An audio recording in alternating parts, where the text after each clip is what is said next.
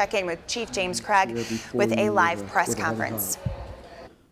This morning, as you all know now, Officer Fadi Shakur, 30 years old, only a year and a half on the department, has lost his fight and died as a result of his injuries involved in a hit-and-run accident on August 4th.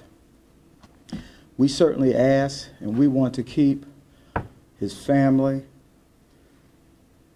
the DPD family, his personal family, in our thoughts and prayers. And this is especially a difficult time for them, as it is for all of us. Fadi will always be remembered for this magnetic smile. He would light a room up. Certainly in his short time, he made a difference. He served his entire time from graduation from the police academy at the 8th Precinct.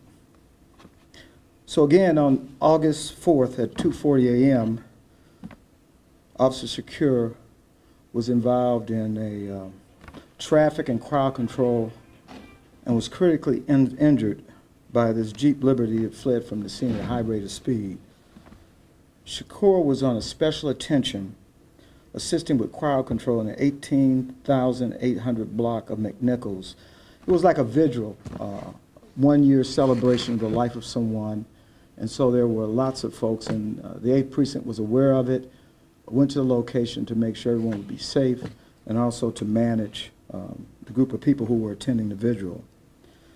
Once the accident occurred, and once again, this is what I talk about when you talk about Detroit police officers, within seconds of him being struck by that vehicle, they immediately placed him in a marked unit and rushed him 3 miles to where he was treated at a local hospital, Sinai Grace. The suspect, 19-year-old Jonathan Cole, turned himself in later that day, 12 noon the following day at the 4th Precinct. We also recovered his vehicle was located in Belleville. A warrant packet was submitted that following Sunday, and initially he was charged with reckless driving causing serious impairment to a bodily function and failure to stop at the scene of an accident, resulting in serious impairment. The suspect has remained in custody since that time. However, since the death of Officer Shakur, charges were submitted today to the Wayne County Prosecutor's Office, and he's now been charged with murder 2, reckless driving causing death, and failed to stop in an accident resulting in death. We anticipate arraignment for the new charges will take place this afternoon. I want to also, as I close and turn it over to the mayor, I want to also offer condolences and prayers to Sergeant Lee Smith of Wayne County Prosecutor's Office, to both Sheriff Napoleon and his team, who was, as you now know, was killed by a hit-and-run driver. It should be also noted, when we look at our recent line-of-duty deaths, year-to-date we have in the Detroit Police Department had 3 line-of-duty deaths as compared to an entire year of last year, 2017, 1 line-of-duty death. So with that, I turn it over to the mayor. Thank you, Chief. It's a reminder today how many dangers the men and women of the Detroit Police Department face. 2 years ago, right about this time, Officer Myron Jarrett was killed by a speeding driver as he was writing a traffic ticket. Turned out that driver was on cocaine. We think about the risks relative to violence, but there are a lot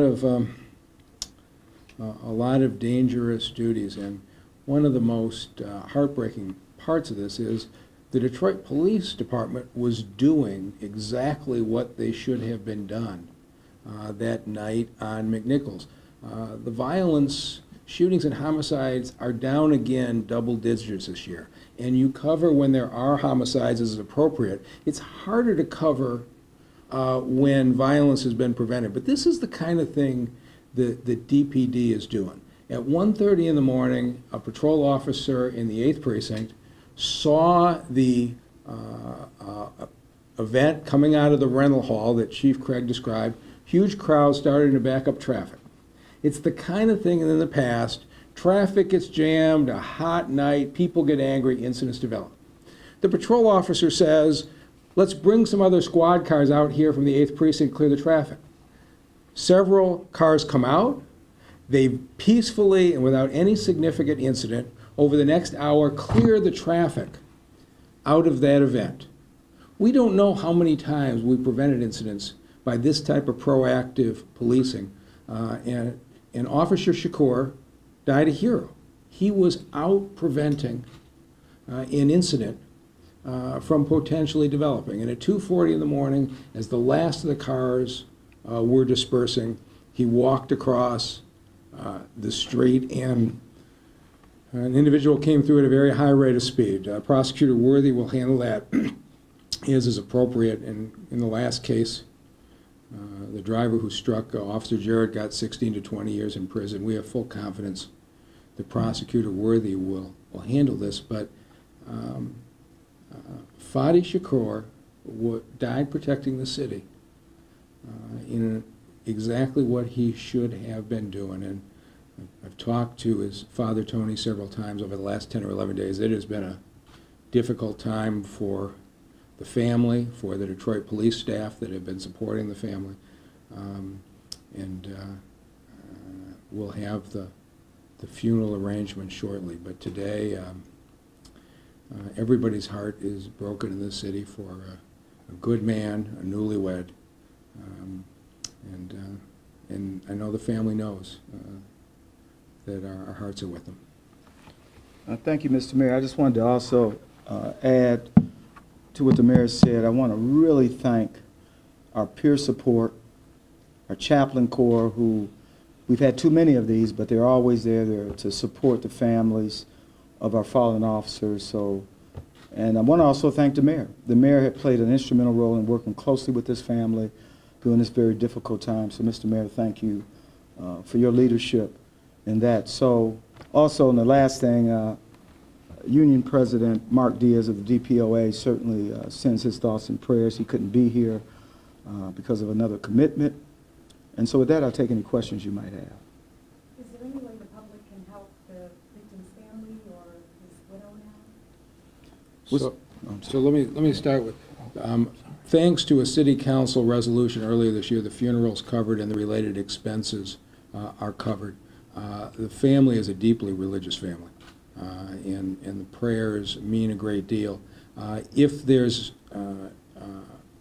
a fund set up for the family's needs after this, we'll have that information. But right now, we've got the funeral. At least the family knows they don't have to worry about funeral expenses. And fortunately, we had way too much experience with this, but I appreciate City Council's action earlier this year, making sure that no employee who dies on the job has to worry about funeral expenses. And again, you're listening live to Mayor Mike Duggan speaking at DPD headquarters with Chief James Craig, updating us that Fadi Shakur, an officer of the Detroit Police Department who was critically injured on August 4th, has passed away. 30 years old, a newlywed. We are also informed that Jonathan David Cole, 19 years old, turned himself in after this crash.